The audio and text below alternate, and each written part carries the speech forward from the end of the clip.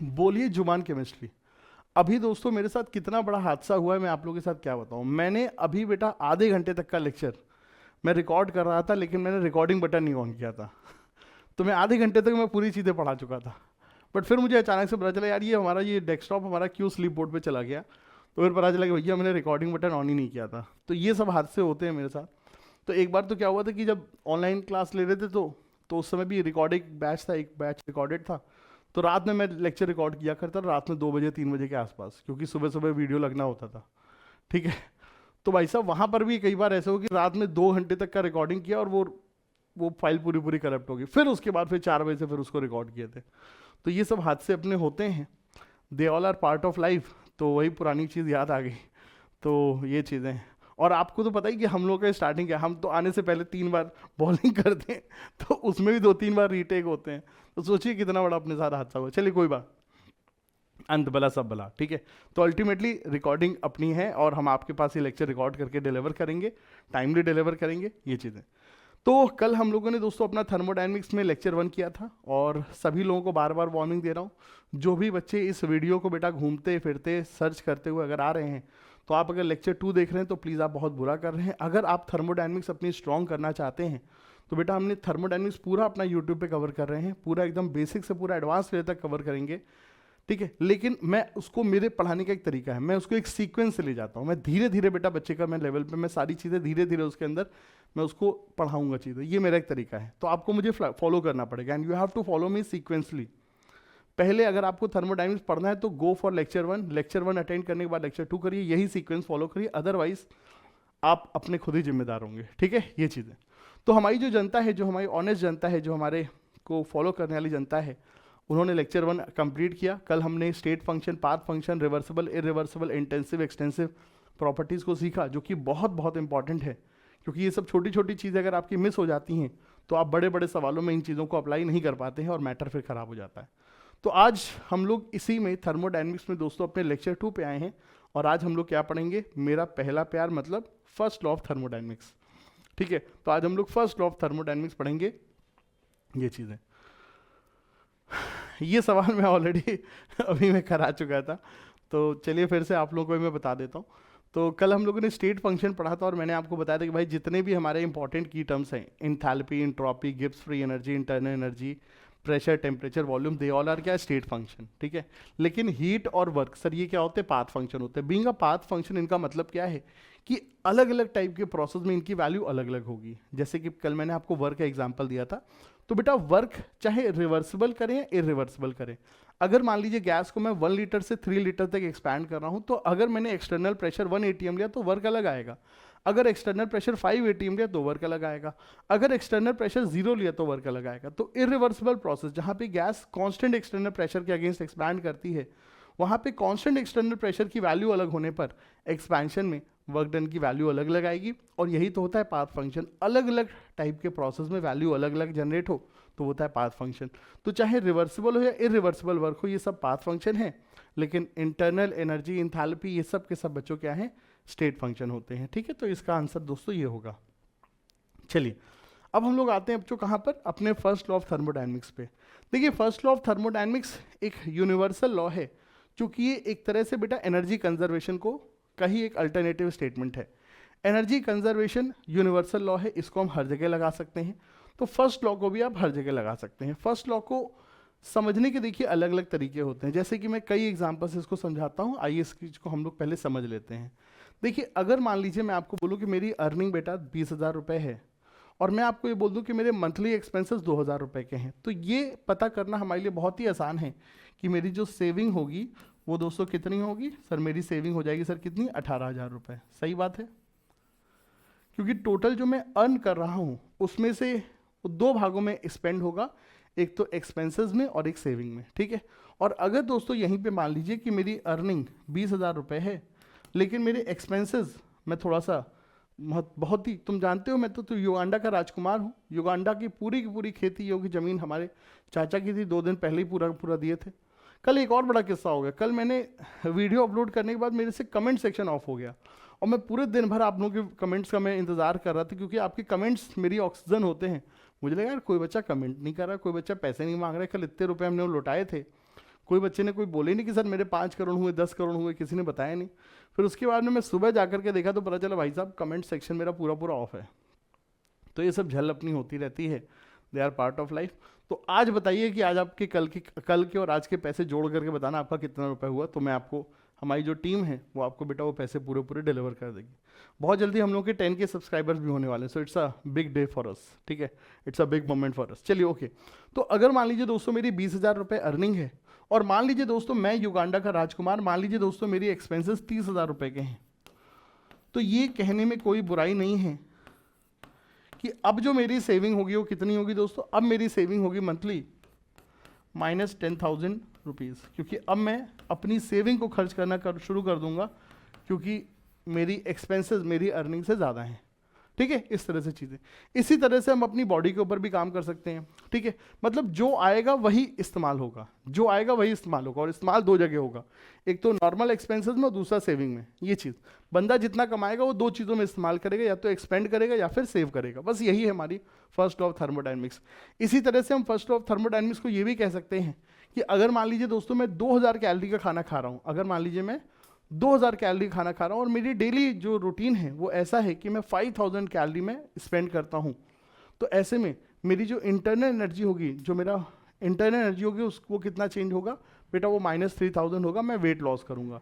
और अगर मान लीजिए मैं बेटा 10,000 कैलोरीज का खाना खाता हूँ और मेरा डेली जो रूटीन है वो ऐसा है कि मैं 2000 कैलोरी में स्पेंड करता हूँ, तो मेरा change in internal energy 8000 calorie का होगा। तो जो आ रहा है वही खर्चा होगा, जितना आ रहा है उतना ही खर्चा होगा, ठीक है। और खर्च दो चीज़ों में होगा, या तो तुरंत खर्च हो जाएगा या फिर सेव हो जाएगा, ठीक है। तो यही बेटा पूरा का पूरा क्या है sir, first law of thermodynamics. अब बेटा आते हैं फर्स्ट लॉ ऑफ थर्मोडायनेमिक्स के पूरे प्रॉपर स्टेटमेंट के ऊपर, ठीक है। चलिए साहब, सो केमिस्ट्री में जो फर्स्ट लॉ ऑफ थर्मोडायनेमिक्स है वो क्या है भाई,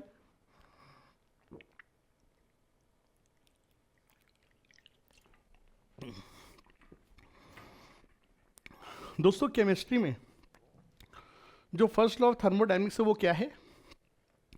केमिस्ट्री की फर्स्ट लॉ ऑफ थर्मोडायनेमिक्स कहता है कि अगर मान लीजिए हमारे पास एक सिस्टम है, सिस्टम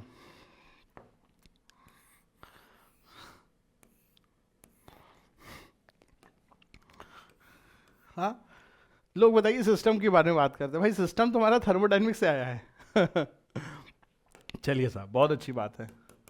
तो दोस्तों अगर मान लीजिए हमारे पास एक सिस्टम है, कल भैया तुमको क्या हो गया, तुम कहाँ से बीच में आ गए, राम जी का तीर आकर के लग गया। चलिए ओके, तो दोस्तों अगर मान लीजिए हमारे पास सिस्टम है, ठीक है, और हमने इस सिस्टम को हीट दिया, इस सिस्टम को बेटा हमने हीट दिया, तो let's say we had provided delta Q amount of heat to our system, let's say we had provided delta Q amount of energy to our system. अब बेटा सिस्टम को हम जो भी एनर्जी देंगे वो एनर्जी सिस्टम दो भागों में इस्तेमाल करेगा। किस भागों में इस्तेमाल करेगा, या तो वो इस सिस्टम की एनर्जी को लेकर के सराउंडिंग पे वर्क करेगा, या तो वो इस एनर्जी को तुरंत इस्तेमाल करके सराउंडिंग पे वर्क करेगा, और या फिर दोस्तों वो क्या करेगा, वो इस एनर्जी को संजो करके रख लेगा और उसकी जो मॉलिक्यूल है सिस्टम के अंदर, जो गैस है, गैस में जो मॉलिक्यूल्स हैं उनकी इंटरनल एनर्जी बेटा राइज हो जाएगी। तो हम सिस्टम को जो एनर्जी देते हैं, सिस्टम उस एनर्जी को दो चीजों में इस्तेमाल कर सकता है, या तो वर्क करने में इस्तेमाल कर सकता है और या फिर अपने अंदर स्टोर कर सकता है in the form of rise in internal energy. तो यही कहता है कि amount of energy given to system delta Q will be used in two part, will be used in two part. Some amount of this energy will be stored as internal energy, so delta Q बराबर delta U, and plus some amount of this energy will be used in work against surrounding, will be used in work against surrounding, ठीक है। so delta Q बराबर delta U plus क्या, minus W, minus W, minus W, minus W बेटा यहां पर ध्यान रखना है बेटा, माइनस डब्ल्यू इसलिए क्योंकि केमिस्ट्री में जो वर्क का जो साइन है वो फिजिक्स के वर्क के साइन से अलग है। फिजिक्स में अगर हम फर्स्ट लॉ ऑफ थर्मोडायनेमिक्स पढ़ते हैं तो वहां पे माइनस नहीं होता है, क्यों, क्योंकि वहां का वर्क और यहाँ के वर्क में साइन कन्वेंशन अपोजिट होता है, ठीक है। तो whatever amount of energy we will give, it will be either stored as internal energy और it will be expended against doing work against surrounding, ठीक है। तो ये हमारे पास यहाँ पर है। अब बेटा ये जो हमारा स्टेटमेंट निकल करके आता है वो स्टेटमेंट होता है डेल्टा क्यू बराबर delta U minus delta W. आप सबसे पहले इस चीज को समझिए कि बेटा केमिस्ट्री में जो फर्स्ट लॉ ऑफ थर्मोडायनेमिक्स है वो ये है, डेल्टा क्यू बराबर delta U minus delta W. आपको इसमें कोई भी अपनी अकल नहीं लगानी है। कभी भी फर्स्ट लॉ के सवाल होंगे, तुम्हारा सबसे पहला जो स्टेटमेंट होगा, जो सबसे पहली लाइन होगी, वो ये लाइन तुम लिखोगे, डेल्टा क्यू बराबर delta U minus delta W. ठीक है, ये चीज समझिए। अब यहां पर डेल्टा क्यू क्या है, यहां पर बच्चों डेल्टा क्यू क्या है, change in heat. Delta Q क्या है sir, change in heat. Change in heat, हमारे सिस्टम में हीट में क्या चेंज हो रहा है। अब ये हीट क्या है बेटा, heat is a form of energy, और ये एनर्जी तुमको सवाल में सीधे सीधे दी होगी। ये एनर्जी तुमको सवाल में सीधे सीधे हीट के फॉर्म में ही दी होगी। शब्द जो यूज किया जाएगा बेटा वो हीट ही होगा, उसके लिए कुछ और नहीं होगा। तो जो शब्द यूज होगा सर वो हीट होगा, चेंज इन हीट। अब यहां पर ध्यान रखना, अगर प्रोसेस कैसा है सर, एंडोथर्मिक है, हीट एब्जॉर्ब हो रही है, तो डेल्टा क्यू का साइन सर पॉजिटिव होगा। और अगर प्रोसेसर एक्सोथर्मिक है, हीट रिलीज हो रही है, तो सर डेल्टा क्यू का साइन नेगेटिव होगा। ठीक है, ये चीज याद रखना। हीट को तुम्हें सवाल के लैंग्वेज से तुमको समझना पड़ेगा कि सवाल का लैंग्वेज में क्या दे रहा है। सवाल वाला कभी भी साइन नहीं देता, सवाल वाला साइन तुमको खुद से तुमको बताना पड़ता है कि हीट आ रही है जा रही है, अगर आ रही तो प्लस है, जा रही तो माइनस है। लड़की ने तमाचा मारा, अरे तुमको प्यार करती है, तुमको तमाचा मारा, उसने तुमको थप्पड़ दिया है, तो उसने तुमको थप्पड़ दिया है, उसने तुम्हें प्यार दिया है, तो प्लस हीट क्या है सर, प्लस होगा, डेल्टा क्यू प्लस होगा। ठीक है, समझिए इस चीज को। तो कुछ भी बेटा आ रहा है, चाहे वो प्यार से थप्पड़ ही क्यों ना हो, ठीक है, वो सब कुछ बेटा केमिस्ट्री में प्लस ही होता है। तो डेल्टा क्यू अगर बेटा आ रहा है, हीट आ रही है तो प्लस, और अगर जा रहा है तो माइनस। तुमने लड़की को थप्पड़ मारा तो तुम्हारी एनर्जी खत्म हुई, तो बेटा वो नेगेटिव होगा। ठीक है, ये चीज डेल्टा क्यू, ये चीज है। इसके बाद क्या है sir, delta you, change in internal energy. Change in internal energy, देखो बेटा सिस्टम के अंदर जो भी बंदे हैं, अगर गैस है तो गैस के मॉलिक्यूल हो गया, अगर हमारे पास कोई मटेरियल है, कोई मेटल है, तो मेटल में जो मौजूद एटम है, ये सब चीजें। तो हमारा सिस्टम जिससे भी बना हुआ है, हमारा सिस्टम बच्चों जिससे ही बना हुआ है, उस सिस्टम के अंदर मौजूद इंटरनल पार्टिकल्स, उन सभी की सभी टाइप ऑफ एनर्जी का सम, उन सभी की बेटा हर टाइप की एनर्जी का sum. So delta U is summation of delta K E, P E, nuclear energy, फलाना ढिमका, सब कुछ, जितनी भी तरीके की एनर्जी हो सकती है उन सबका सम सर क्या है, डेल्टा यू। ठीक है, अब ये तो सर बड़ा कॉम्प्लिकेटेड पार्ट हो गया, ये तो सर जी बड़ा कॉम्प्लिकेटेड पार्ट हो गया। अब यहां पर एक चीज समझ लो, थर्मोडायनेमिक्स में तुमको मिलेगा क्या, सिर्फ और सिर्फ आइडियल गैस। थर्मोडायनेमिक्स में हमारी जो जिंदगी है वो किसके ऊपर इर्द गिर्द घूमती है, आइडियल गैस के इर्द गिर्द घूमती है। और आइडियल गैस एक ऐसी गैस होती है जिसका तुम फिजिकल स्टेट चेंज नहीं कर सकते हो। आइडियल गैस को तुम कभी भी लिक्विफाई सॉलिडिफाई नहीं कर सकते हो। तो आइडियल गैस में बेटा हमेशा पोटेंशियल एनर्जी चेंज जीरो होता है। इन case of ideal gas delta U is only delta K ई। और काइनेटिक एनर्जी हमारी बेटा, ठीक है बेटा, काइनेटिक एनर्जी हमारी, ठीक है, हमारी क्या कहते हैं, काइनेटिक एनर्जी में जो चेंज होता है सर हमारा, ये सर हमारा काइनेटिक थ्योरी ऑफ गैस से निकल करके आता है कि मॉलिक्यूल की, आइडियल गैस की काइनेटिक एनर्जी सिर्फ और सिर्फ किस पे डिपेंड करती है, टेम्परेचर पे डिपेंड करती है। तो change in kinetic energy is always calculated by NCV delta T. Change in kinetic energy will always be calculated by क्या sir, NCV delta T. CV क्या है sir, molar heat capacity at constant volume. CV क्या है, molar heat capacity at constant volume. ठीक है, ये एक तरह का कांस्टेंट होता है, ये चीजें, इसकी वैल्यू फिक्स होती है। अलग अलग टाइप की गैस के लिए सर इसकी वैल्यू अलग अलग होती है। अभी इस पर डिस्कशन होगा, कल इस पर डिस्कशन होगा, कल हमारा पूरा हीट कैपेसिटी के ऊपर डिटेल डिस्कशन होगा। सो अभी के लिए CV क्या है सर, एक कांस्टेंट है जो गैस के नेचर के ऊपर डिपेंड करता है। N क्या है सर, नंबर ऑफ मोल्स है, और डेल्टा T क्या है सर, चेंज इन टेम्परेचर। लेकिन ये NCV डेल्टा T तुम लोग कहां लगाओगे, सिर्फ और सिर्फ आइडियल गैस के लिए। आइडियल गैस के लिए बेटा डेल्टा यू बराबर हमेशा किससे निकलेगा, NCV delta T. Ideal gas के लिए बेटा हमेशा डेल्टा यू कहां से निकलेगा, NCV डेल्टा टी से ही सर आइडियल गैस के लिए चीजें निकलेंगी। सर अगर मान लीजिए सवाल में आइडियल गैस नहीं है तब क्या करेंगे, सर अगर मान लीजिए सवाल में आइडियल गैस नहीं है तब क्या करेंगे, सर अगर मान लीजिए सवाल में आइडियल गैस नहीं गिवन है तब क्या करोगे।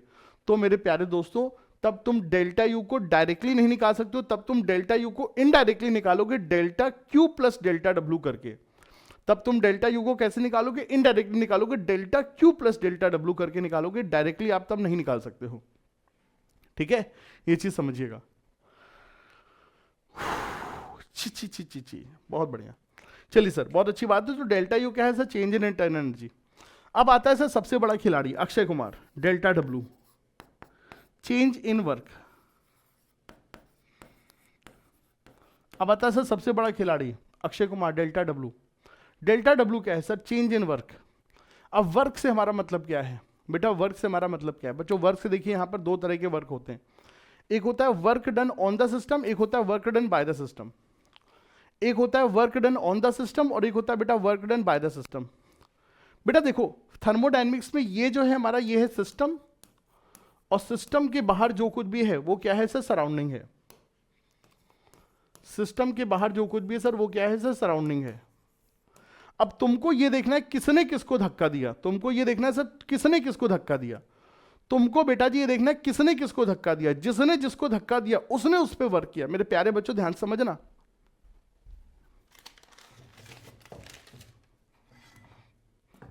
जिंदगी मौत ना बन जाए, संभालो यारों, खो रहा है चैनो अमन, मुश्किलों में है वतन। अब देखो आगे हम स्क्रीन में आ गए। देखो दोस्तों ये है हमारे पास वेट, ये हमारे पास वेट। मैं इस वेट को जब उठा रहा हूं, जब मैं इस वेट को उठा रहा हूं, जब मैं इस वेट को उठा रहा हूं तो मैं वर्क कर रहा हूं ग्रेविटी के अगेंस्ट। जब मैं इस वेट को उठा रहा हूं तो मैं वर्क कर रहा हूं ग्रेविटी के अगेंस्ट। मैंने ग्रेविटी के अगेंस्ट में वर्क किया, तो here work is done by me. और अगर मैं इस वेट को छोड़ दूं तो टन से चलेगा और मेरा एक कबाड़ निकल आएगा। ठीक है, अगर मैंने इस वेट को छोड़ दिया तो ग्रेविटी अब इस पे वर्क कर रही है, मेरा कोई योगदान नहीं। जब ये वेट नीचे आ रहा है तो ग्रेविटी इसको नीचे खींच करके ला रही है, work is done by gravity. अभी work is done by me, work is done by gravity, work done by me, work is done by gravity, work done by me. ये चीज समझिए। तो कौन किसको धक्का दे रहा है, कौन किसको धक्का दे रहा है, वो उस पर वर्क करता है मुन्ना लाल। ये है मैटर, सीधे सी बात। केमिस्ट्री वालों की बॉडी इसीलिए बढ़िया होती है, ऐसे पढ़ा पढ़ा के इतना एग्जाम्पल हो जाता है। जॉन सीना बन गए हम तो, क्या बात है। ठीक है, तो बेटा ये बहुत बड़ा कंसेप्ट है। तुमको ये देखना है किसने किसको धक्का दिया, किसने किसको धक्का दिया। अगर गैस एक्सपैंड करती है दोस्तों, अगर गैस एक्सपैंड करती है, बोलो मैंने क्या बोला? मैंने बोला अगर गैस एक्सपैंड करती है तो जब बेटा एक्सपेंशन होता है, जब बेटा गैस एक्सपैंड करती है तो इन case of expansion of gas, system surrounding को धकेल रहा है, सिस्टम सराउंडिंग को धकेल रहा है। अंदर की गैस बाहर वाली गैस को धक्का देती है, और जब भी अंदर की गैस बाहर वाली गैस को धक्का देगी तो work done by system against surrounding, work done by system against surrounding. ठीक है, और चूंकि आपको कुछ मिला नहीं बल्कि आप वर्क कर रहे हो, आपको कुछ मिला नहीं बल्कि आप वर्क कर रहे हो, तो इस सिचुएशन में डेल्टा डब्ल्यू का जो साइन होगा वो क्या होगा सर? निगेटिव होगा। इस सिचुएशन में जो डेल्टा डब्ल्यू का साइन होगा सर वो निगेटिव होगा। और अगर मान लीजिए सीन कैसा हो रहा है, कंप्रेशन ऑफ गैस है, अगर दोस्तों सीन क्या हो रहा है? कंप्रेशन ऑफ गैस है। बेटा sign convention is very very important. कभी भी किसी भी सवाल में वैल्यूज के साथ साइन नहीं दिया होता, वो तुम खुद लगाते हो। तो अगर बेटा कंप्रेशन ऑफ गैस हो रहा है, गैस अगर बेटा कंप्रेस हो रही है, अब गैस कैसे गैस कंप्रेस होगी? सराउंडिंग पिस्टन को दबा रहा है, सराउंडिंग पिस्टन को दबा रहा है, तो सराउंडिंग ने सिस्टम के अगेंस्ट वर्क किया। Work is done by surrounding on the system, तो सराउंडिंग ने सिस्टम को दबाया है, सराउंडिंग ने सिस्टम को धक्का दिया है। तो work done by surrounding, work done by surrounding on the system, work done by surrounding on the system. तो सिस्टम ने वर्क नहीं किया बल्कि सिस्टम को वर्क मिला है, सराउंडिंग ने सिस्टम पे वर्क किया है। तो work done by surrounding, work done by surrounding, work done by surrounding on system और ये जो होता है वर्क सर, ये वर्क होता है क्या? पॉजिटिव। ये वर्क क्या होता है सर? पॉजिटिव।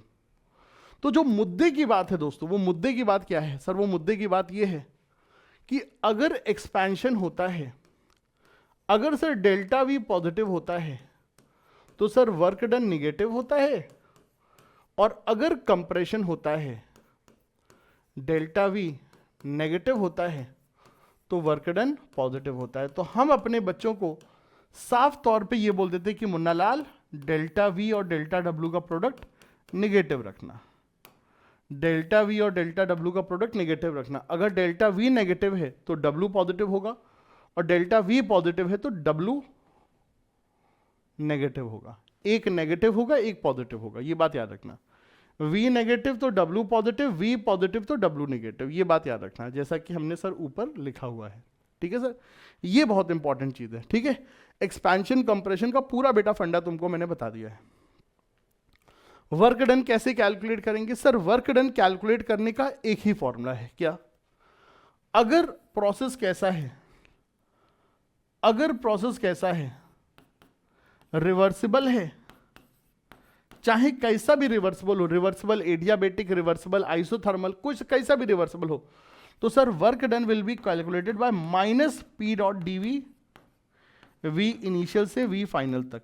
ये इंटीग्रेशन से आंसर आएगा। अब इसके बाद जो फॉर्मूले बनते हैं, इसको डिराइव, इसको सॉल्व करके अलग अलग फॉर्मूले निजात होते हैं, लेकिन असली जो ओरिजिनल गंगोत्री है वो ये है सर, फॉर्मूलों की जननी सर ये है। और अगर प्रोसेस क्या है? इरिवर्सिबल है।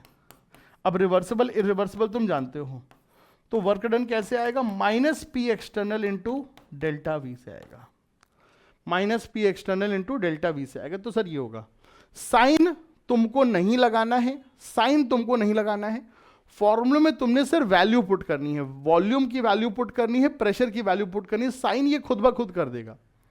साइन तुमको कब लगाना पड़ता है? जब सवाल में तुमको वर्क पहले से ही दे दिया है, तो जब सवाल वाला तुमको वर्क की वैल्यू देता है तब वो तुमको साइन नहीं लगा के देता, वहां पे बेटा साइन तुमको लगाना पड़ता है। लेकिन जब तुम खुद फॉर्मूला लगा करके वर्क तुम कैलकुलेट करते हो, तो वहां पे तुमको अलग से साइन चेपना नहीं होता है, वहां पे तुम्हें सिर्फ प्रेशर और वॉल्यूम की सही सही वैल्यू रखनी है। फॉर्मूला अपने आप चीजों को खुद निकाल करके दे देता है, आप उसकी टेंशन मत लीजिए, ये चीज समझ लीजिए। ये हर एक बात जो बेटा मैं बोल रहा हूं, ये सारी बातें बेटा एकदम 100% बहुत बहुत इंपॉर्टेंट है, और यही छोटी छोटी चीजें मेक श्योर करती है कि किसी बच्चे का थर्मोडायनेमिक्स स्ट्रांग है या वीक है। मैं आपको बता दूं सर, 15 मिनट में पूरा थर्मोडायनेमिक्स सीख लो, घंटा सीख लोगे तुम, चूतिया बनाने का तरीका है। एक दिन में पूरा का पूरा थर्मोडायनेमिक्स सीख लो, नहीं सीख सकता है कोई इंसान। वन शॉट वीडियो में तुमको 15 घंटे पढ़ा करके भी नहीं सिखा सकता हूं, because you will not gain the confidence. कोई भी दवा एक दिन में बेटा किसी भी चीज आदमी को, मरीज को सही नहीं कर सकती। It has a proper course, it has a proper course. मेरी ऑर्गेनिक स्टार्ट करने मेरी हालत खराब हो रही, क्यों हालत खराब हो रही मुझे समझ में नहीं आ रहा कि मैं बच्चों को कैसे स्टार्ट करूं, कि मैं बच्चों को सिर्फ थ्योरी पढ़ाऊं या प्रैक्टिस कराऊं, क्या करूं मैं, मेरी हालत खराब हो। तो पढ़ाने का सर एक तरीका होता है, पढ़ाने की एक साइंस होती है, ये नहीं कि कोई भी सर आकर के बस नाचना शुरू कर दिया। तो हर चीज का एक तरीका होता है। एक बच्चे ने आज कमेंट डाला कि सर वो जो रिवीजन सीरीज उसको कंटिन्यू, बेटा ये सब चीजें नहीं हो सकती, मैं सारी चीजें नहीं कर सकता हूं, मेरे पास 7 हाथ नहीं है, मैं एक टाइम में अपना ध्यान एक ही जगह फोकस कर पाऊंगा। लेकिन हाँ, जो वादा किया है वो वादा पूरा निभाऊंगा। मैं आपसे 1 रुपए कभी नहीं मांगूंगा, ये पहली चीज मेरी है आपसे। यूट्यूब पे कभी आपसे 1 रुपए नहीं मांगूंगा। हाँ, आपसे रोज सपोर्ट मांगूंगा, सपोर्ट मुझे पूरा चाहिए, क्योंकि जिस दिन मेरा कॉन्फिडेंस टूट गया उस दिन सर देखिए आपकी हार होगी। तो आपको मुझे सपोर्ट करना है। आप जो वीडियो पे सर लाइक मारते हैं, आप जो कमेंट देते हैं सर, बस एक चीज लिख दिए, एक स्माइली बस आप डाल दीजिए, बस एक स्माइली डाल दीजिए, ये सर आपसे मैं मांगूंगा, इतनी गुरु दक्षिणा जरूर लूंगा। तो पूरे के पूरे आपके IIT नीट एग्जाम तक आपके साथ लगूंगा, रात रात भर बेटा जाग करके लगूंगा, ये भी चीज श्योर है, रात रात भर जाग करके लगूंगा। पूरा रात में 10 बजे से पढ़ाना शुरू करूंगा, सुबह 6 बजे तक पढ़ाऊंगा। इस तरह के भी दिन आएंगे, ये भी रहूंगा चीजें, ठीक है। 1 रुपये आपसे नहीं मांगूंगा। पूरा केमिस्ट्री का क्रैश कोर्स कराऊंगा, थर्मोडायनेमिक्स इक्विलिब्रियम पूरा कराऊंगा, बच्चों को ऑर्गेनिक केमिस्ट्री भी करानी है। ये सब चीजें जो बोली हुई, ये सारी चीजें मेक श्योर करूंगा। नीट हो गया उसके लिए पूरा लगूंगा, बोर्ड के लिए पूरा लगूंगा, जेई के लिए लगूंगा, ये सारी चीजें करूंगा, लेकिन एक तरीके से, ठीक है। और आपको मुझे अगर फॉलो करना है तो सर मेरे को फॉलो करिए, फिर उसमें कोई अकल मत लगाइए, ठीक है। और आपको ये बता रहा हूं कि मैं ऑनेस्टी के साथ काम करूंगा, ये चीज श्योर है। चलिए साहब, तो ये भैया जी हमारी फर्स्ट लॉ ऑफ थर्मोडायनेमिक्स है। Sir ji first law of thermodynamics बोले तो energy conservation, first law of thermodynamics बोले तो डेल्टा क्यू बराबर delta U minus delta W. अब डेल्टा क्यू क्या है? हीट है। सवालों में हीट आपको हीट के नाम से ही दिया जाएगा। हीट सवाल में या तो दी जाएगी या तुम इनडायरेक्टली कैलकुलेट करोगे। हीट का कोई फॉर्मूला नहीं होता है, हीट का कोई फॉर्मूला नहीं होता है, हीट का कोई फॉर्मूला नहीं होता है। लेकिन हीट को हम कैलकुलेट कर सकते हैं अगर सवालों में, अगर सवालों में क्या हीट कैपेसिटी वर्ड का इस्तेमाल किया गया है, जो कि कल हम डिस्कशन करेंगे। तो इन case of heat capacity, heat capacity की मदद से हम हीट को कैलकुलेट कर सकते हैं, बट उसके अलावा हीट का कोई और फॉर्मूला नहीं होता है। हीट सवाल में या तो दी जाएगी या तो आप आरएचएस से सॉल्व करोगे, ठीक है। डेल्टा यू क्या है? डेल्टा यू मैंने बता दिया, चेंज इन इंटरनल एनर्जी। कैसे निकालोगे? आइडियल गैस के लिए एनसीवी डेल्टा टी से निकालेंगे। एन क्या है? Number of moles. डेल्टा की क्या है? Change in temperature. और सीवी क्या है? कांस्टेंट, ठीक है। सीवी क्या है? कांस्टेंट।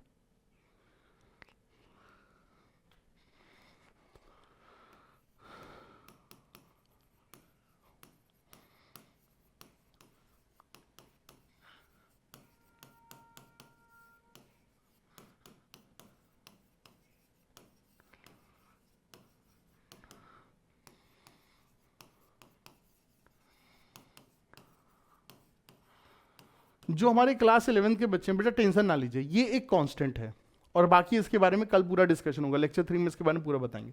मैथमेटिकली सीवी को हम ऐसे कहते हैं, d U cube by n d T provided volume is constant. मतलब क्या है? एक मोल गैस का, सर जी एक मोल गैस का 1 डिग्री या 1 केल्विन टेम्परेचर राइज करना है एट कांस्टेंट वॉल्यूम पे। एक मोल गैस का 1 डिग्री या 1 केल्विन टेम्परेचर राइज करना है कांस्टेंट वॉल्यूम पे, तो इस प्रक्रिया में कितनी हीट लगेगी? उस हीट की वैल्यू को क्या कहते हैं? Heat capacity at constant volume, CV. ये एक तरह का कांस्टेंट होता है और इसकी वैल्यू किस पे डिपेंड करती है? नेचर ऑफ गैस पे डिपेंड करती है। अगर गैस मोनोएटॉमिक है, अगर गैस क्या है सर? मोनोएटॉमिक है। अगर गैस क्या है सर? मोनोएटॉमिक है, जैसे कि हीलियम, नियॉन, आर्गन, ठीक है।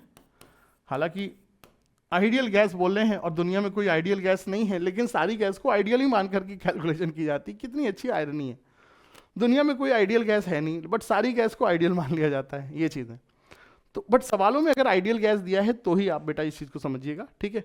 तो मोनोएटॉमिक गैस है तो बेटा सीवी की वैल्यू 3/2R, डायटॉमिक गैस है तो 5/2R, और पॉलीएटॉमिक गैस के लिए 3R होती है।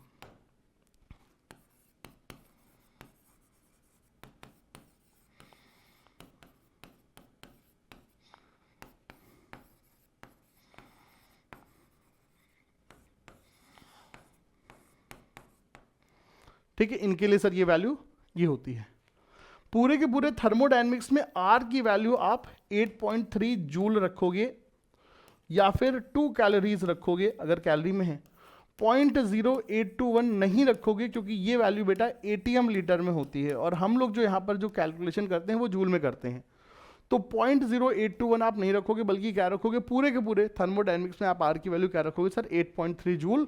और अगर बेटा सवालों में कैलोरीज है तो सर कैलोरी यूज करोगे। मैं इससे ज़्यादा भी मोलर हीट कैपेसिटी के बारे में नहीं बोलना चाहता हूँ, क्योंकि अगर बोलूँगा तो बेटा फिर हम अलग डायरेक्शन में चले जाएंगे। आज जो हम और आप बेटा फर्स्ट लॉ ऑफ थर्मोडायनेमिक्स की बात कर रहे हैं उस पर बेटा डिस्कशन हमारा अधूरा रह जाएगा, ठीक है सर। तो ये दोस्तों हमारा क्या है sir? First law of thermodynamics, जिसके बारे में सर हमको ध्यान रखना है। सर साइन कन्वेंशन आपको बता दिया है कि सर अगर एंडोथर्मिक है, सर अगर एंडोथर्मिक है, ठीक है सर, अगर एंडोथर्मिक है, हीट आ रही है तो प्लस, हीट जा रही है तो माइनस। एक्सपेंशन है सर, अगर एक्सपेंशन है तो work done by system, work done by system है, वर्क डन नेगेटिव होगा।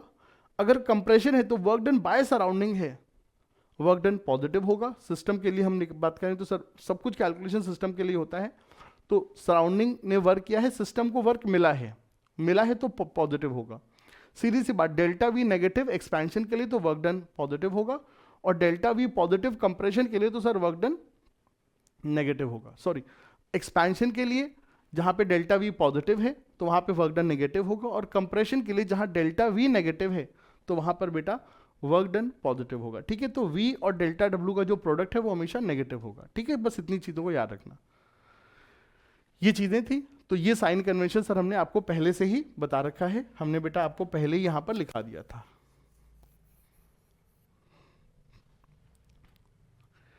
यहाँ पे सर हमने साइन कन्वेंशन सब कुछ आपको बता रखा है। ठीक है भाई, ये सब चीज़ें आपने यहाँ पर नोट कर ली हैं।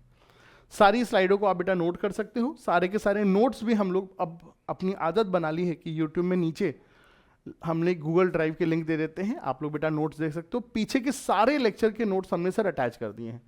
पीछे के जितने भी अपने लेक्चर हुए थे, mole concept theory, mole concept practice NEET JEE, atomic structure theory practice NEET JEE, सबके हमने बेटा नोट्स हमने अटैच कर दी हैं उस वीडियो के करस्पॉन्डिंग वीडियो के नीचे। ठीक है, तो अब चीज़ें बेटा सीक्वेंशली पूरा पूरा सिस्टम के साथ हो रही हैं ये चीज़ें। चलिए सर, बहुत अच्छी बात है। अब देखिए अलग अलग टाइप के थर्मोडायनेमिक प्रोसेस होते हैं, अलग अलग टाइप के साथ देखिए थर्मोडायनेमिक प्रोसेस होते हैं। इनके बारे में भी सर देखिए अपना डिटेल डिस्कशन होगा। Isobaric, isochoric, isothermal, adiabatic process, इनके बारे में भी सर देखिए अपना डिटेल डिस्कशन होगा, लेक्चर 4 में होगा। लेकिन अभी आप इनके बारे में सर देखिए थोड़ी बहुत बातें सर आप ध्यान रख लीजिए। ठीक है, सबसे पहली बात सर देखिए आइसोबारिक प्रोसेस का मतलब क्या होता है बच्चों। देखिए आइसोबारिक प्रोसेस का मतलब यह है एक ऐसा प्रोसेस जिसमें प्रेशर कांस्टेंट है। So pressure is constant during entire process. Sir pressure हमारा क्या है सर, कांस्टेंट है। अब चूंकि प्रेशर अगर कांस्टेंट है तो बेटा याद रखना पीवी डायग्राम में अगर रिवर्सिबल आइसोबारिक दिया है तो रिवर्सिबल आइसोबारिक प्रोसेस में क्या होता है, आप वेल डिफाइंड ग्राफ बना सकते हैं। तो बेटा यहाँ पे जो ग्राफ होगा सर इस तरह से होगा, पी के अगेंस्ट हॉरिजॉन्टल लाइन होगी। ठीक है, ये चीज समझिएगा। अब चूंकि प्रेशर यहाँ पे कांस्टेंट है तो सर यहाँ पर जो वर्क डन का फॉर्मूला है सर, जो वर्क डन का फॉर्मूला है रिवर्सिबल वाले केस में क्या होता है, minus integral P dot d V. अब चूंकि पी कांस्टेंट बाहर हो जाएगा, so minus P integral d V, d V का इंटीग्रल वी, तो माइनस पी डेल्टा वी ही होगा, चाहे प्रोसेस रिवर्सिबल हो या इरिवर्सिबल हो। चाहे प्रोसेस रिवर्सिबल हो या इरिवर्सिबल हो, दोनों ही केस में बेटा अल्टीमेट जो वर्क डन का फॉर्मूला आता है वो माइनस पी डीवी ही होगा। हाँ, अगर रिवर्सिबल है, अगर प्रोसेस रिवर्सिबल है तो ये P कौन सा होगा, अंदर वाला प्रेशर होगा। और अगर इरिवर्सिबल है तो P कौन सा होगा, बाहर वाला होगा। लेकिन फॉर्मूला सर क्या होगा, माइनस पी डेल्टा वी ही होगा। ठीक है, ये चीज इंटीग्रेशन सॉल्व करने पे ये निकल के आता है। अगर प्रोसेस कैसा है सर, आइसोकोरिक है। आइसोकोरिक मतलब एक ऐसा प्रोसेस जिसमें बेटा वॉल्यूम कांस्टेंट है। आइसोकोरिक मतलब सर एक ऐसा प्रोसेस जिसमें वॉल्यूम कांस्टेंट है। अगर वॉल्यूम कांस्टेंट है तो बताइए, अगर दोस्तों वॉल्यूम कांस्टेंट है तो बताइए गैस एक्सपैंड हो रही है, कंप्रेस हो रही है, सिस्टम सराउंडिंग को धक्का दे रहा है, सराउंडिंग सिस्टम को धक्का दे रहा है। बोलो भाई बोलो, तेज बोलो, ऐसे बोलो कि घर में सबको सुनाई दे रहा है कि आप क्या बोल रहे हो। अगर आइसोकोरिक प्रोसेस है मतलब वॉल्यूम कांस्टेंट है तो बताइए पिस्टन एक्सपैंड कर रहा है या कंप्रेस हो रहा है, गैस एक्सपैंड कर रही है, कंप्रेस हो रही है, सिस्टम सराउंडिंग को धक्का दे रहा है, सराउंडिंग सिस्टम को धक्का दे रहा है। बताइए, तुम लोग सुनोगे नहीं।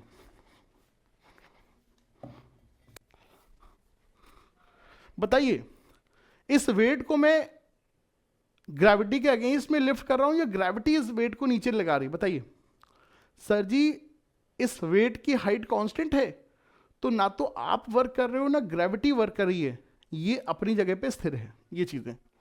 तो बस मुन्नालाल यही चीज यहां पर भी होगी, बस मुन्नालाल यही चीज यहां पर भी होगी। अगर वॉल्यूम कांस्टेंट है सर जी, अगर वॉल्यूम कांस्टेंट है सर जी, अगर वॉल्यूम कांस्टेंट है तो भैया जी ये वाली वैल्यू जीरो हो जाएगी, ये वाली वैल्यू जीरो हो जाएगी। और अगर वॉल्यूम कांस्टेंट है तो वी इनिशियल वी फाइनल भी सेम होंगे और अपर लिमिट लोअर लिमिट के सेम होने पे इंटीग्रेशन जीरो हो जाता है। तो बेटा जी आइसोकोरिक प्रोसेस चाहे रिवर्सिबल हो या इरिवर्सिबल हो, सर जी आइसोकोरिक प्रोसेस चाहे रिवर्सिबल हो या इरिवर्सिबल हो, वर्क डन हमेशा जीरो होगा।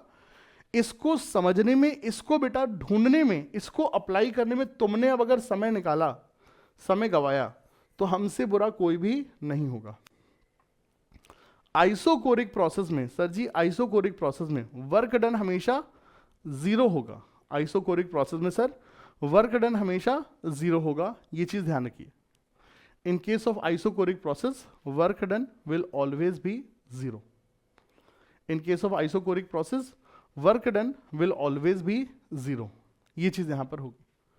बहुत अच्छी बात है, ग्रेट, नाइस, वंडरफुल। इसके बाद बेटा बारी आती है सर हमारी आइसोथर्मल प्रोसेस की। इसका जो ग्राफ होगा, पीवी डायग्राम होगा सर, वो ऐसा होगा। ठीक है, अब इसके बाद बारी आती है बेटा आइसोथर्मल प्रोसेस की। देखिए isothermal process is important. Isothermal process important, एक ऐसा प्रोसेस जहां पे बेटा क्या टेम्परेचर कांस्टेंट है। आइसोथर्मल प्रोसेस से मतलब हमारे लिए एक ऐसा प्रोसेस जिसमें टेम्परेचर कांस्टेंट है। अब आइसोथर्मल प्रोसेस में भी एक बहुत ही इंपॉर्टेंट प्रोसेस होता है क्या, reversible isothermal. Reversible isothermal process, जिसको हम प्यार से कहते हैं क्या, RIT। RIT reversible isothermal process, जिसे हम प्यार से क्या कहते हैं बेटा, RIT। ये काफी इंपॉर्टेंट है।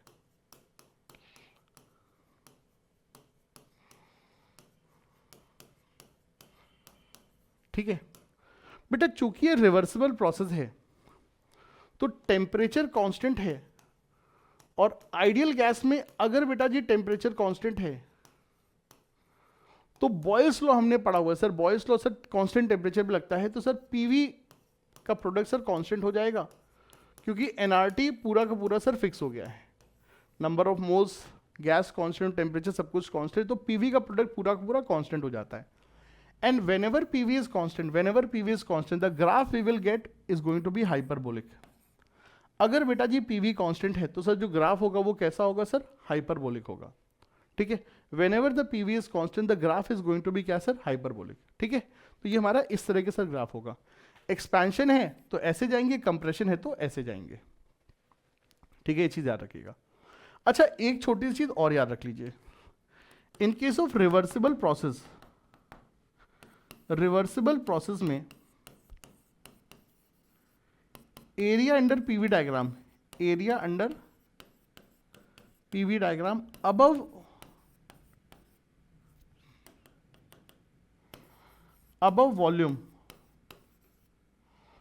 Volume axis will be equal to magnitude of work.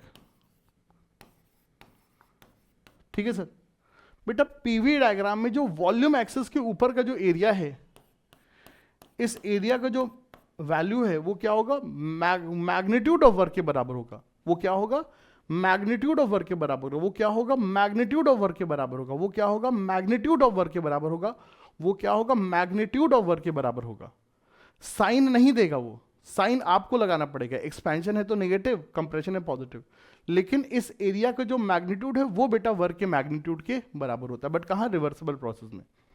ठीक है, ये एक छोटी सी लाइन लिख लीजिए, इसको सही समय में एडवांस के क्वेश्चन में आपको हम अप्लाई करवाएंगे। ठीक है, ये चीज। तो रिवर्सिबल आइसोथर्मल प्रोसेस एक ऐसा प्रोसेस जिसमें टेम्परेचर कांस्टेंट होता है, वहां पे पीवी कांस्टेंट होगा, तो जो ग्राफ होगा पीवी का वो हाइपरबोलिक होगा। अब आरआईटी में बेटा जो वर्क की वैल्यू है, आरआईटी में सर जो वर्क की वैल्यू है किसके लिए, रिवर्सिबल आइसोथर्मल के लिए, वो सर हमारा minus P dot D V से आएगा।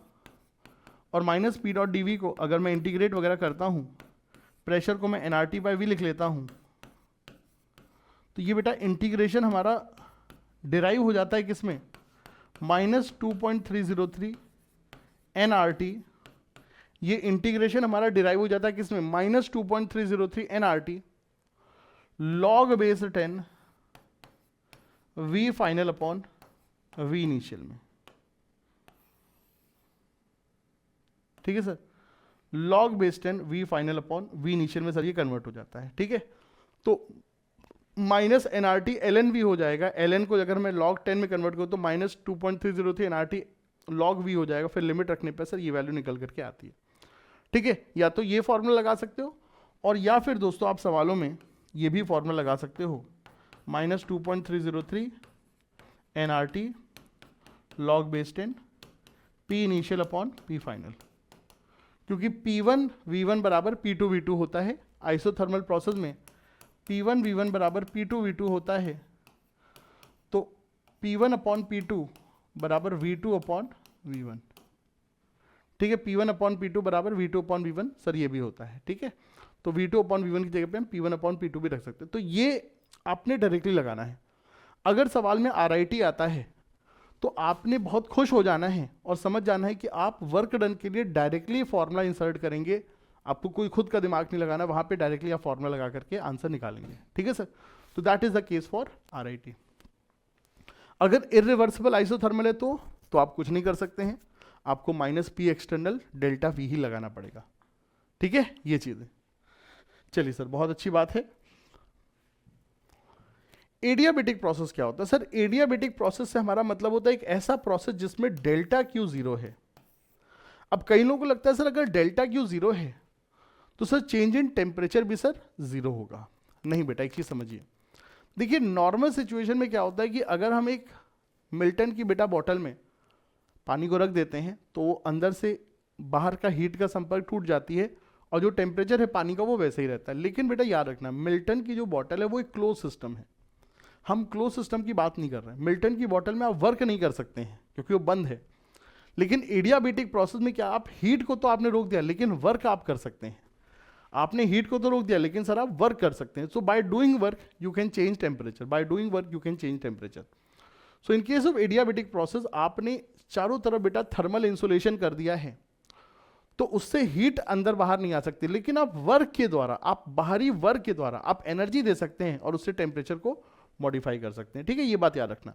तो मन में इस चीज को हटा देना कि अगर एडियाबेटिक प्रोसेस तो डेल्टा टी जीरो होगा। नहीं, डेल्टा टी जीरो आइसोथर्मल में होता है, एडियाबेटिक में नहीं होता है। एडियाबेटिक में डेल्टा क्यू जीरो है। अब अगर डेल्टा क्यू जीरो है तो first of thermodynamics delta Q बराबर delta U minus delta W से आप ये कह सकते हो सर डेल्टा यू बराबर डेल्टा डब्ल्यू होगा। नो मैटर प्रोसेस चाहे रिवर्सिबल है इरिवर्सिबल है, आप इसको 100% सर आप लगा सकते हैं। एडियाबेटिक चाहे रिवर्सिबल हो इरिवर्सिबल हो सर, आप ये प्रोसेस ये इक्वेशन हमेशा लगा सकते हैं। हाँ, अगर एडियाबेटिक प्रोसेस रिवर्सिबल है दोस्तों, अगर एडियाबेटिक प्रोसेस कैसा है सर? रिवर्सिबल है।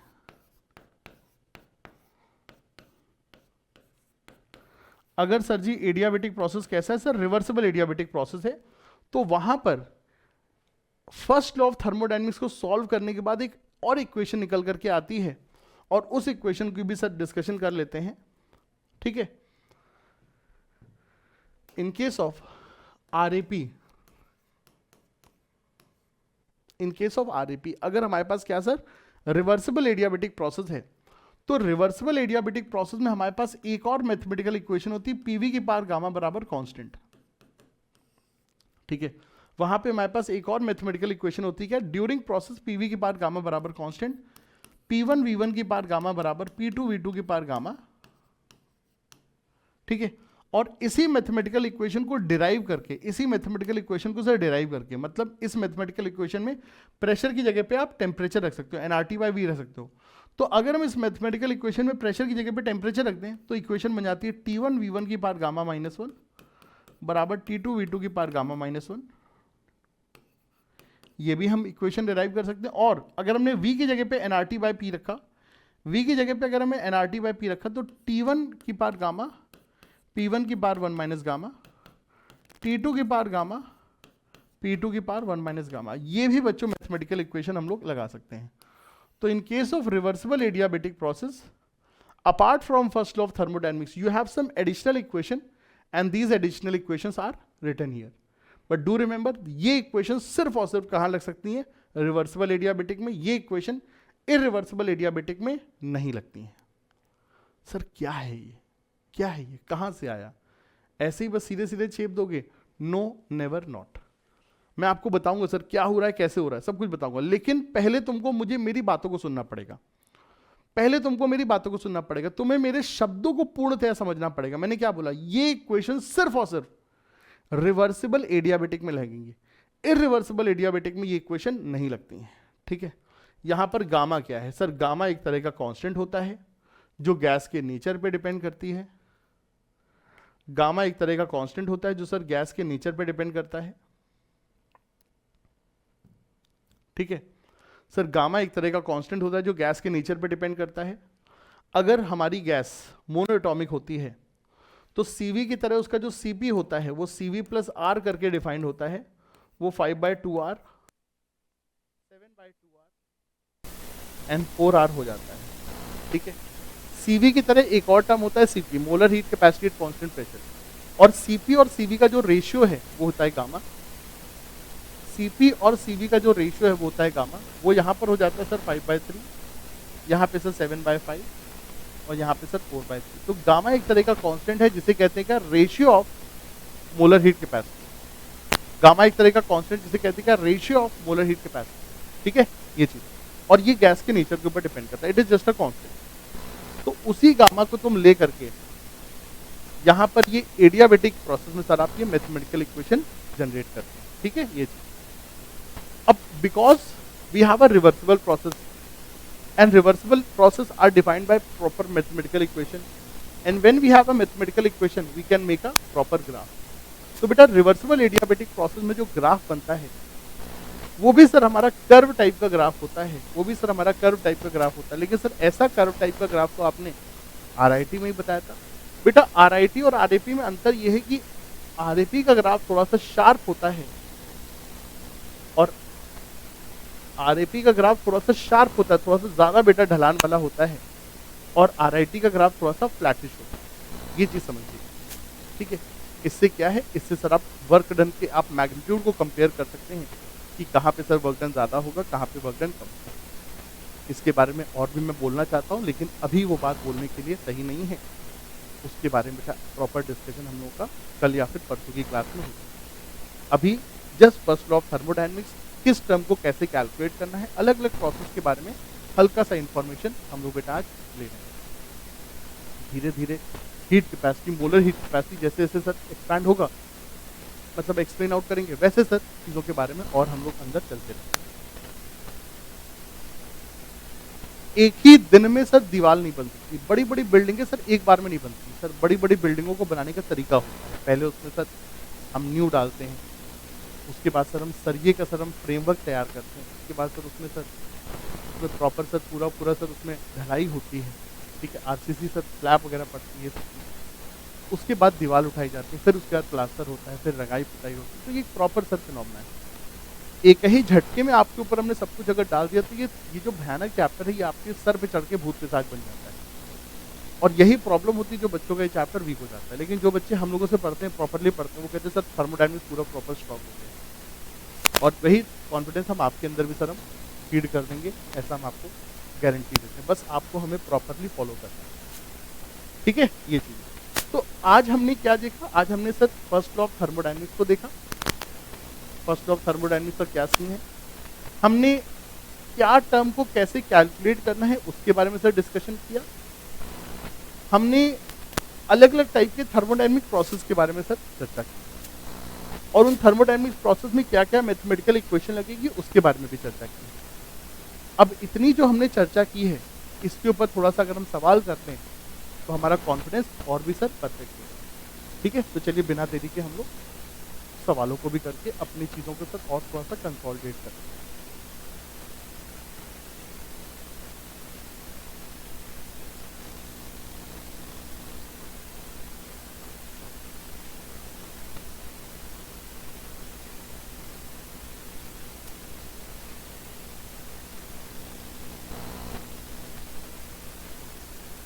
चलिए सर आते हैं पहले सवाल। Calculate the work done in open vessel eight 300 kelvin when 92 gram sodium react with water, assume ideal behaviour. देखो बेटा इस सवाल में एक चीज समझिए, यहाँ पे आइडियल बिहेवियर की बात कर रहे हैं, आइडियल गैस की बातें नहीं कर रहे। पहले तो प्रोसेस समझिए सर क्या है क्या। यहाँ सोडियम की चर्चा हो रही है। सोडियम को अगर हम पानी से रिएक्ट कराएंगे तो sir sodium will react with water and during this process hydrogen gas will be liberated, ठीक है सर। तो ये हमारा सर देखिए यहाँ पे पूरा का पूरा प्रोसेस। अब ये जो हाइड्रोजन गैस है ये कैसे निकलेगी, धीरे धीरे निकलेगी, एक झटके में निकलेगी। सर ये जो प्रोसेस है ये एक झटके में होगा, बहुत ही एक्सप्लोसिवली होता है, ब्लास्ट हो जाता है, एक झटके में होता है। तो यहाँ पे हाइड्रोजन गैस एक झटके में निकलेगी, और वो जो हाइड्रोजन गैस है एक झटके में सर एक्सपैंड करेगी, और उसी एक्सपेंशन के कारण वो जो हाइड्रोजन गैस सिस्टम से निकल रही है, जो पानी से निकल रही है, वो जब एक्सपैंड करेगी तो एयर को धक्का देते हुए निकलेगी। तो इस केस में क्या होगा, work done by system on the surrounding. तो उसी वर्क वगैरह की सर बातें यहाँ पर हो, उसी वर्क वगैरह की सर यहाँ पर बातें हो, ठीक है ये चीज। अब यहाँ पे कितनी हाइड्रोजन गैस निकलेगी हमें नहीं पता, कितनी एक्सपैंड करेगी हमें नहीं पता, और वही सब तो बेटा सारा का सारा यहाँ पर खेल रहा है, ठीक है ये चीज। तो ये सर समझिए, जैसे ही हमने पानी में सोडियम को डाला, जैसे ही बच्चों हमने पानी में से सोडियम को डाला, सोडियम पानी के साथ रिएक्ट करते हाइड्रोजन गैस इवॉल्व कराएगा, और ये हाइड्रोजन गैस इस दुनिया में पहली बार आई है, तो आते ही ये एक्सपैंड करेगी, और जब एक्सपैंड करेगी तो एयर को धक्का देगी, एयर इज सराउंडिंग, ठीक है। तो यहाँ पे work done by the system on the surrounding. और ये प्रोसेस कैसा है, धीरे धीरे होगा, इनफाइनाइट टाइम में होगा या फाइनाइट टाइम में होगा, तो सीधी सी बात है ये प्रोसेस फाइनाइट टाइम में होगा, एंड बीइंग फाइनाइट टाइम में होने के कारण ये प्रोसेस कैसा होगा, ये सर इरिवर्सिबल प्रोसेस होगा। ये सर कैसा प्रोसेस होगा, इरिवर्सिबल प्रोसेस होगा। अब क्योंकि इरिवर्सिबल प्रोसेस है, तो यहाँ पे वर्क डन कैसे आएगा, वर्क डन आएगा sir minus P external into delta. Work done कहाँ से आएगा sir, minus P external into delta we, sir यहाँ पे वर्क डन निकल करके आएगा। माइनस पी एक्सटर्नल कितना होगा, एटमॉस्फेरिक प्रेशर 180 है। अब डेल्टा वी हमको यहाँ पे समझना है सर, डेल्टा वी यहाँ पर क्या, ठीक है, डेल्टा वी हमको समझना है सर, डेल्टा वी यहाँ पर क्या। आइए जरा इस चीज को समझिए बेटा, देखिए 92 ग्राम सोडियम, सोडियम का एटॉमिक वेट होता है 23, तो नंबर ऑफ मोल्स हो जाएंगे, वेट अपॉन मॉलिक्यूलर वेट 4 मोल। हमारे पास सर 4 मोल सोडियम है। अब ये जो 4 मोल सोडियम है सर, ये 4 मोल सोडियम रिएक्ट करने के बाद 2 मोल हाइड्रोजन गैस को लिबरेट करेगा as according to balance. 4 mole sodium gas पानी से रिएक्ट करने के बाद सर 2 मोल हाइड्रोजन को रिप्लेस मतलब इवॉल्व करेगा, ये हम जानते हैं। अब ये 2 मोल हाइड्रोजन गैस इस दुनिया में पहली बार पैदा हुई, और पैदा होते ही सर क्या, एटमॉस्फेरिक कंडीशन में आ गई। एटमॉस्फेरिक कंडीशन में सर ये आ गई, ठीक है, ये हाइड्रोजन गैस दुनिया में पहली बार पैदा हुई और आते ही सर एटमॉस्फेरिक कंडीशन में आ गई। एटमॉस्फेरिक कंडीशन में इस 2 मोल हाइड्रोजन गैस का वॉल्यूम क्या होगा, ये हम जानना चाहते हैं, ठीक है। तो डेल्टा वी क्या होगा sir, V final minus V initial. Initial volume तो 0 है, क्योंकि शुरुआत में कोई गैस है ही नहीं, शुरुआत में कोई गैस है ही नहीं, जो भी गैस है बाद में आया, तो माइनस 180। अब बेटा फाइनल वॉल्यूम क्या, 2 मोल हाइड्रोजन गैस का वॉल्यूम निकालें। तो volume of gas can be calculated bye NRT by P, और यही बेटा आइडियल गैस बिहेवियर की बात कर रहा है, जो भी गैस आपको मिलेगी उसको आप आइडियल गैस की तरीके से ट्रीट करिए, जो पैदा होगी वो। नंबर ऑफ मोल्स कितना है सर, 2 है। आर की वैल्यू 0.0821, टेम्परेचर 300 कैलोरी, प्रेशर 1। क्योंकि पीवी बराबर एनआरटी लगा रहे हो तो आर की वैल्यू 0.0821 होगी। अगर आप कोई थर्मोडायनेमिक इक्वेशन लगा रहे हो तो वहाँ पे आर की वैल्यू 8.0 होती है, जहाँ वर्क कर आप कैलकुलेट करते हैं, जहाँ वॉल्यूम निकालने पीवी बराबर एनआरटी तो आर की वैल्यू 0.082। चलिए सर, बहुत अच्छी बात है। 2 दिस इज 24.6, ठीक है, this is 180 and this will become equal to कितना सर, 12 का 1, 9, कितना हो जाएगा सर, 49.2 लीटर। तो यहाँ पे जो वॉल्यूम निकल करके आ रहा है कितना आ रहा है सर, 49.2 लीटर निकल करके आ रहा है।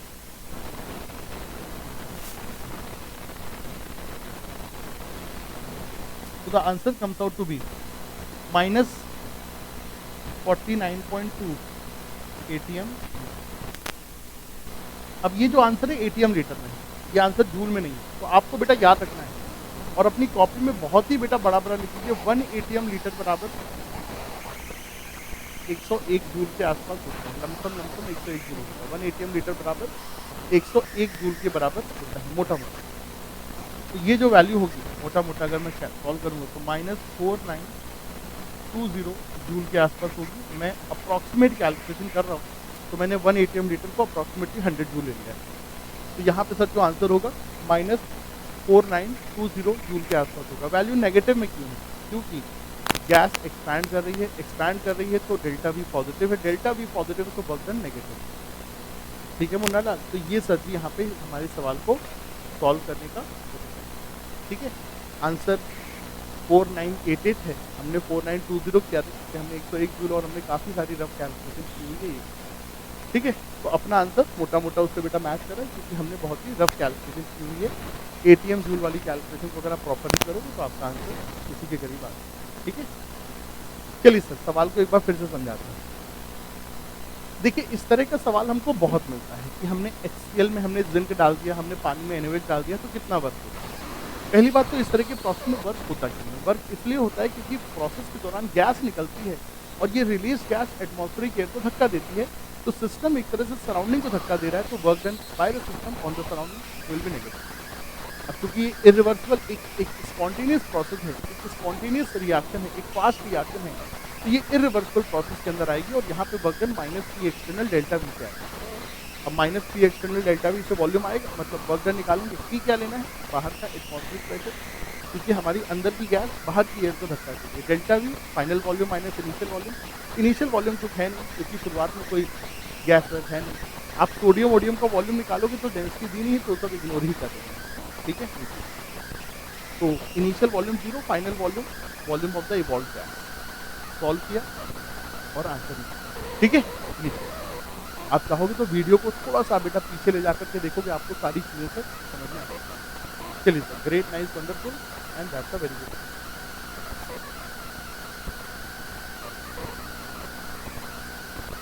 जिंदगी की तलाश, बहुत क्या बात।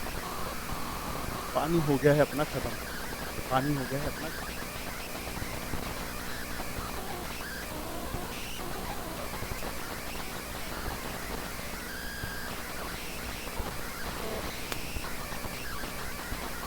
चलिए साहब अगले सवाल पे आते हैं।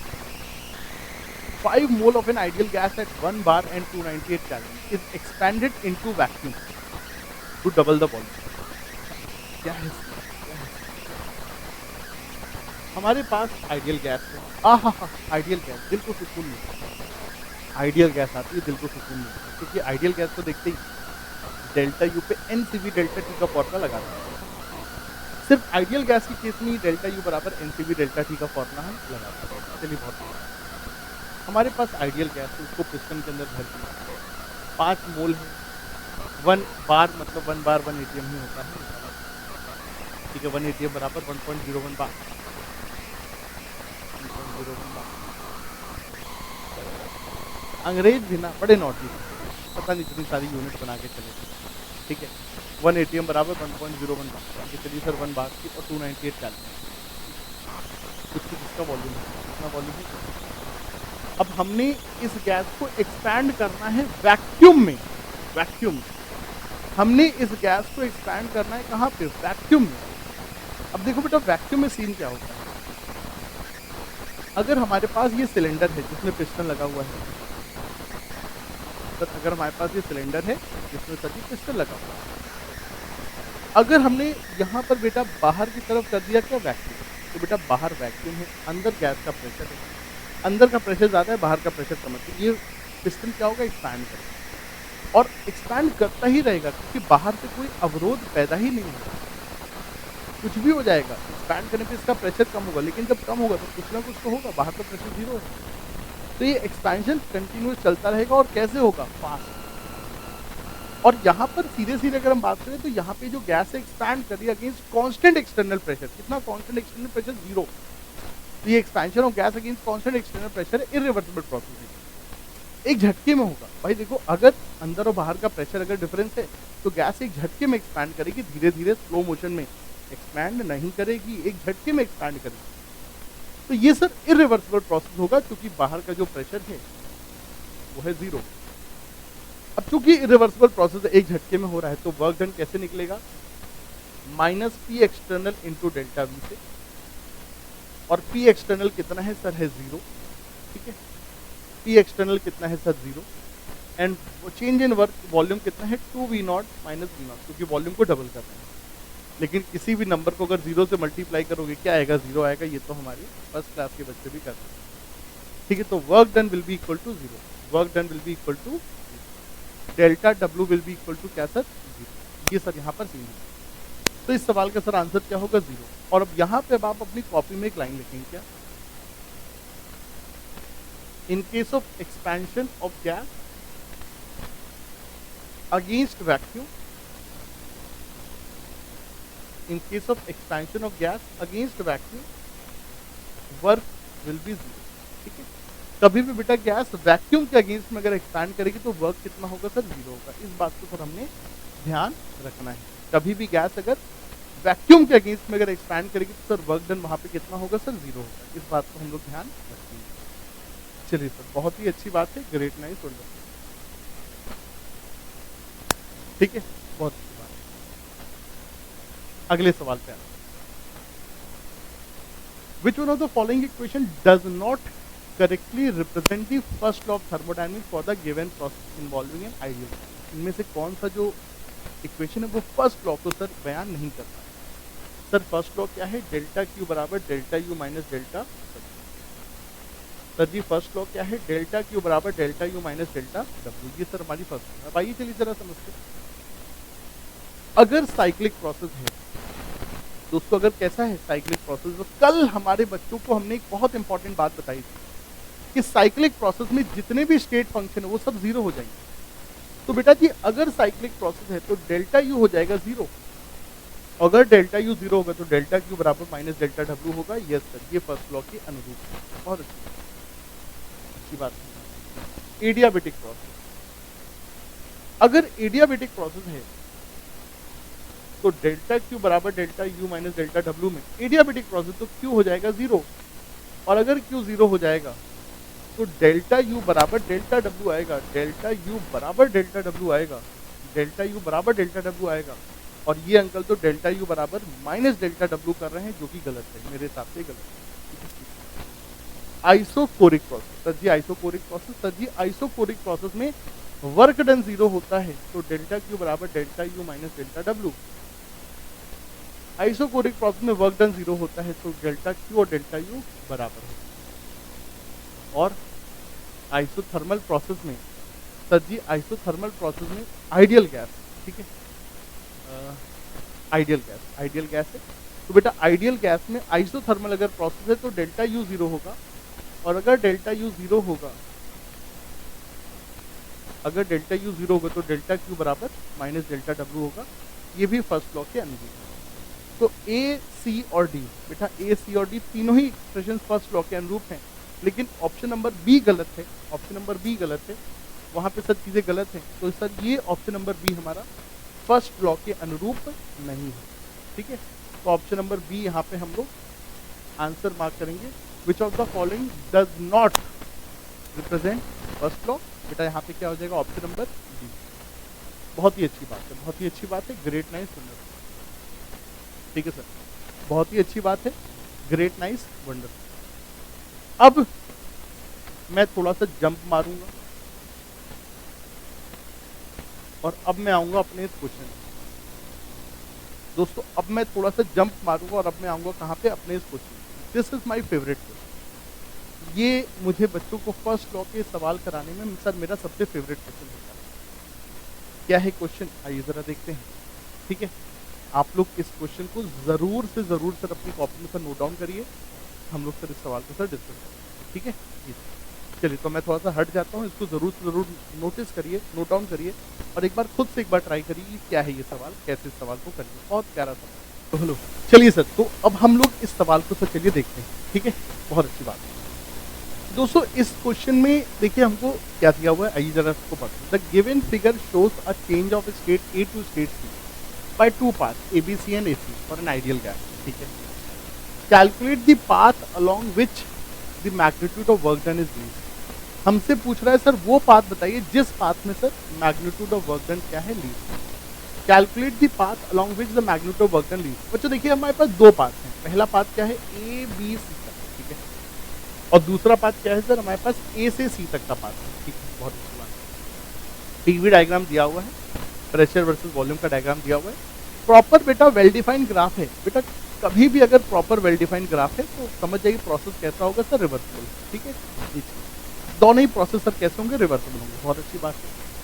अब हमसे पूछ रहा है कि sir path along with the magnitude of work done is least, किस पाथ में सर वर्क डन लीस्ट होगा? बच्चों देखिए अगर हमारे पास रिवर्सिबल प्रोसेस है तो रिवर्सिबल प्रोसेस में जो वर्क डन का मैग्नीट्यूड है वो एरिया से भी आता है, एरिया से आता है।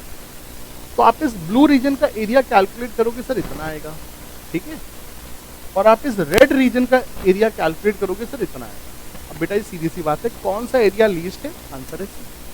तो सर जी सी वाला एरिया लीस्ट है और उस लीस्ट एरिया को भी मैं कैलकुलेट करूंगा। तो work done along AC is least और उसकी जो मैग्नीट्यूड होगी वो क्या होगी वो मैं बताता हूँ। तो magnitude of work done will B area, और एरिया सर ये ट्रेपीजियम है। सर जी ये एक ट्रेपीजियम है, ट्रेपीजियम का एरिया हमने बचपन में पढ़ा हुआ है मेंस्ट्रुएशन चैप्टर में। क्या होता है sir? Half sum of parallel side 5 और 15 का sum, half sum of parallel side into distance between these parallel side, 2 और 6 के बीच की दूरी 4। यूनिट पे ध्यान रखना, ये है न्यूटन मीटर स्क्वायर, और जो वॉल्यूम है वो मीटर क्यूब में है। तो सीधी सीधी बात न्यूटन मीटर हो जाएगा, मतलब जूल हो जाएगा, ठीक है ये। तो ये 20 और 4 80, 80 का 2 40, तो 40 जूल यहाँ पर आंसर आएगा। अब यहाँ पर एक चीज याद रखना, ये है वर्क डन का मैग्नीट्यूड, साइन तुमको खुद लगाना पड़ेगा। मैंने क्या बताया था कि बेटा एरिया का जो मैग्नीट्यूड है वो वर्क डन के मैग्नीट्यूड के बराबर होगा, साइन खुद लगाओगे। बेटा गैस एक्सपैंड कर रही है, ए से सी जा रही, गैस एक्सपैंड कर रही है, एक्सपेंशन में वॉल्यूम बढ़ता है और वर्क डन नेगेटिव होता है। तो ये जो वर्क डन होगा इसमें साइन हम बेटा खुद से लगाएंगे, और ये आंसर हो जाएगा हमारा -40 -40 जूल हो जाएगा वर्क डन अलॉन्ग ए सी। ठीक है सर, चलिए बहुत अच्छी बात है। तो क्वेश्चन नंबर ए का आंसर, तो क्वेश्चन नंबर ए का आंसर यहाँ पे हमने इसको सॉल्व कर दिया। ठीक है, बहुत ही देखिए यही छोटी छोटी चीजें हैं, यही छोटी छोटी चीजें अगर बेटा आपको आती रहेंगी तो आप क्वेश्चन को सोच सकते हैं। आप सर देखिए क्वेश्चन में सोचेंगे, अगर आप क्वेश्चन में सोचेंगे तो सर आप आंसर भी निकालेंगे, ठीक है। लेकिन अगर हम छोटी छोटी चीजों को नहीं पकड़ पाएंगे तो कैसे हो पाएगा, काम हो ही नहीं पाएगा, ठीक है। ये चलिए सर अगले पार्ट पे आते हैं सर, ऑप्शन नंबर बी पे आते हैं, सेकेंड पार्ट पे आते हैं, बी पार्ट पे आते हैं। Internal energy at see if the internal energy of gas A is 10 joule. बेटा ए पे जो इंटरनल एनर्जी वो 10 जूल है, यू की वैल्यू 10 जूल है, ठीक है। And amount of heat supplied to change its state to C through path A C is 200, ठीक है। तो delta Q A C is plus 200 joule. Delta Q A C कितना है sir? Plus 200 joule. The amount of heat supplied, क्योंकि heat given है ना, तो delta Q A C कितना है? प्लस 200 जूल है, ठीक है। और यू सी हमको पूछ रहा है, यू ए हमको बता दिया है, यू ए हमको सर बता दिया, कितना सर बता दिया सर? 10 जूल, ठीक है, बहुत अच्छी बात है।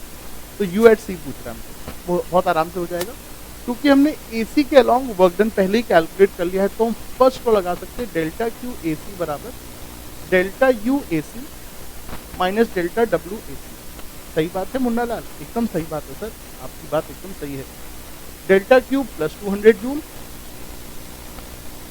डेल्टा यू ए सी क्या होगा? U C minus U A. काहे, क्यों, क्यों ऐसा हम लिख सकते हैं? Reason is U is a state function, U is a state function. बेटा स्टेट फंक्शन में हम लोग चेंज को हमेशा फाइनल माइनस इनिशियल लिख सकते हैं, बोलो हाँ या ना।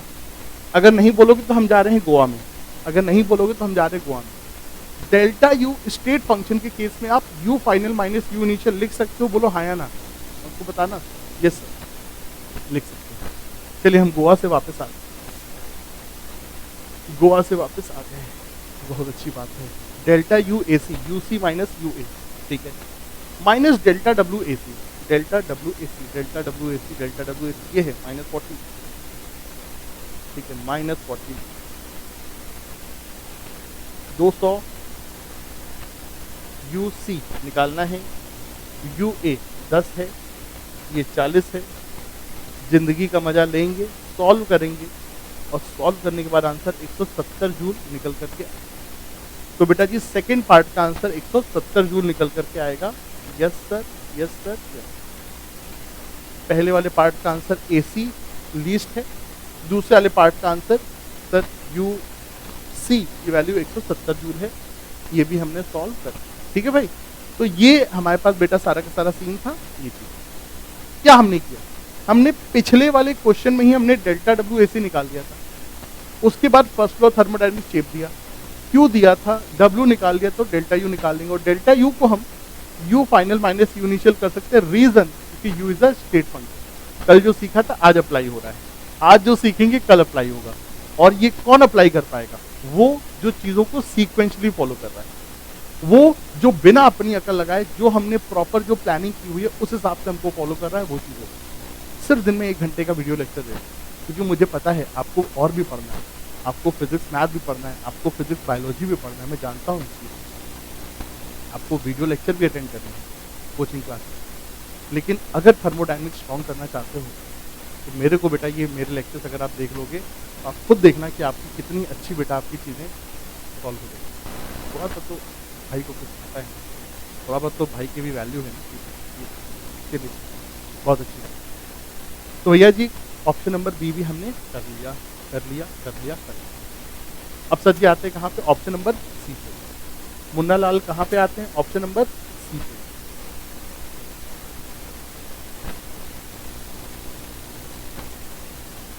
मुन्ना लाल कहाँ पे आते हैं? ऑप्शन नंबर सी पे।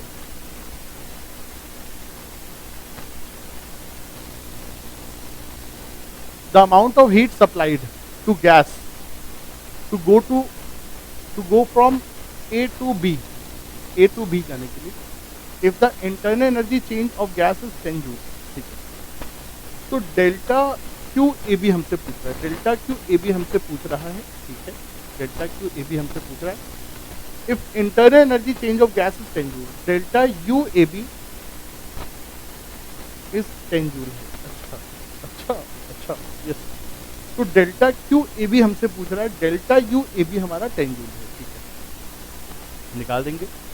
डेल्टा क्यू ए बी बराबर delta U A B minus delta W A B.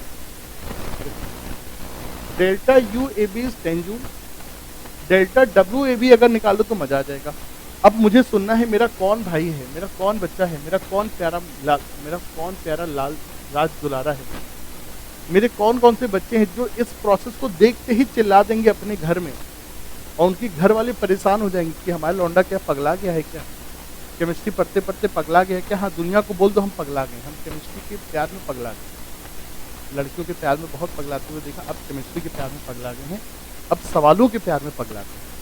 हमारा कौन भाई पहचानेगा? सर ए से सी तक का जो प्रोसेस है सर, ये एक, बोलो सब लोग, ए से सी तक का जो प्रोसेस सर, ये एक आइसोकोरिक प्रोसेस, वॉल्यूम कांस्टेंट है। और अगर मुन्ना लाल वॉल्यूम कांस्टेंट है तो सर वर्क डन 0 होगा, 0 होगा, 0 होगा। यहाँ से बेटा डेल्टा क्यू ए बी की भी वैल्यू कितनी आ जाएगी सर? 10 जूल निकल करके आ जाएगी। डेल्टा क्यू ए बी की भी वैल्यू कितनी निकल के आ जाएगी सर? 10 जूल निकल करके आ जाएगी, जो कि सर हमने यहाँ पे सॉल्व कर दिया। अब इस सवाल में सर मजा आएगा क्या? सर इस सवाल में मजा आएगा क्या अगर आप मुझसे इस सवाल में बीसी के अलोंग हीट और डेल्टा यू निकालेंगे। बेटा बीसी के अलोंग डेल्टा क्यू, बीसी के अलोंग सर हीट और वर्क डन अगर आप कैलकुलेट करें तो ये आपका होमवर्क होगा, और इस होमवर्क को मैं कल सबसे पहले इसी को ही मैं सॉल्व करूँगा। ये आपके लिए होमवर्क है और कल सबसे पहले बच्चों में इसी को ही सॉल्व करूँगा। ठीक है, तो आपको बेटा इस चीज़ को करना है और याद से बच्चों इस चीज़ को करना है। ठीक है, चलिए सर, बहुत अच्छी बात है, बहुत अच्छी बात है, ग्रेट, नाइस, वंडरफुल। ठीक है, ये चीज़, ये इसके आंसर हैं बीसी के अलोंग के, बट मुझे नहीं पता कि आंसर सही है गलत, हो सकता है ये आंसर गलत हो, तो टुमारो वी विल चेक कि ये आंसर सही है गलत। ठीक है, ये चलिए सर, बहुत अच्छी बात है। तो ये सब था दोस्तों हमारा आज का सेशन, और आज के सेशन को मैं यहीं पे ही बेटा कर देता हूँ समाप्त। बाकी क्वेश्चन है उनको हम लोग कल कंटिन्यू करेंगे। कल हम लोग फर्स्ट लॉ ऑफ थर्मोडायनेमिक्स से सवाल देखेंगे और आपको कुछ हीट कैपेसिटी के बारे में भी पढ़ेंगे। ठीक है, मैं जैसे बोलता हूँ कि भाई देखिए, हम तो बहुत युगांडा के बहुत अमीर घराने से हैं, पैसा वैसा तो अपने पास बहुत है, लेकिन प्यार की कमी है। और प्यार हमको कहाँ से मिलता है, कॉन्फिडेंस हमको कहाँ से मिलता है? सुबह सुबह उठ करके पीपीटी बनाना, पीपीटी बनाने के बाद वीडियो रिकॉर्ड करना, वीडियो रिकॉर्ड करते समय भी ये चीज़ सोचना कि कैसे लेक्चर को इंटरेक्टिव बनाएंगे जिससे बच्चों को पढ़ाई बोरिंग ना लगे, क्योंकि बच्चों के ऊपर बहुत प्रेशर है। ये सब चीज़ सोचना, और ये सब चीज़ सोचने के बाद फिर वीडियो रिकॉर्ड करना, एडिट करना, फिर उसको अपलोड करना यूट्यूब पे, तो एक लंबा चौड़ा प्रोसेस है, बोरिंग हो जाता है हमारे। लेकिन इस बोरिंग चीज़ को पूरा दिन भर में बड़ा इंटरेस्टिंग हो जाता है जब हमको आपके प्यारे प्यारे कमेंट मिलते हैं। वीडियो को देखने के बाद देखते हैं कितने लोगों ने देखा, कमेंट किए, ठीक है, अप्रिशिएट क्या चीज़ों को, तो अच्छा लगता है। वो अप्रिसिएशन आपको बनाए रखना है और हमारी फैमिली को भी ग्रो कराना है, आपको हमको ग्रो करना है। हम आपको ग्रो करा रहे हैं तो आप हमको ग्रो करें, ठीक है? क्योंकि हम ज़िंदगी में कभी भी आपसे लाइक शेयर और सब्सक्राइब नहीं करेंगे, बोलेंगे, वो हमारे ईगो पे आएगी, ठीक है? लेकिन हाँ, हम आपसे प्यार से ये ज़रूर बोलेंगे कि भाई आप हमको ग्रो करिए, आप हमको सपोर्ट करिए, ठीक है? ये चीज़ है। चलिए सर, तो यहीं पे हम लोग अपने सेशन को करते हैं समाप्त। कल आगे की प्रक्रिया को हम लोग कंटिन्यू करेंगे, ठीक है? Bye bye.